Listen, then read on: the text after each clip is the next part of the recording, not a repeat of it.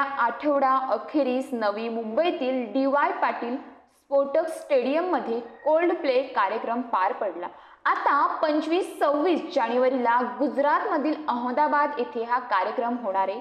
त्यामुळे मध्य रेल्वेने मुंबई अहमदाबाद दरम्यान 4 विशेष वातानुकूलित रेल्वे गाड्या चालवण्याचा निर्णय घेतलाय। मध्य रेल्वेने दिलेल्या माहितीनुसार प्रवाशांच्या मागणीनुसार मुंबई अहमदाबाद दरम्यान 4 विशेष वातानुकूलित रेल्वे गाड्या चालवण्याचा निर्णय घेतलाय।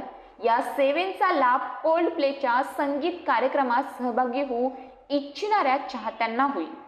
लोकमान्य टिळक टर्मिनस अहमदाबाद लोकमान्य टिळक टर्मिनस वातानुकूलित विशेष 2 फेऱ्या धावतील।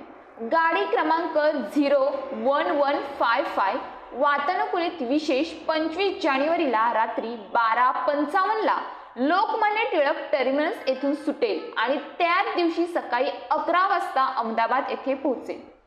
तर गाडी क्रमांक 01156 वातानुकूलित विशेष 26 जानेवारीला रात्री 2 वाजता अहमदाबाद येथून सुटेल आणि त्याच दिवशी सकाळी 11:45 ला लोकमान्य टिळक टर्मिनस येथे पोहोचेल।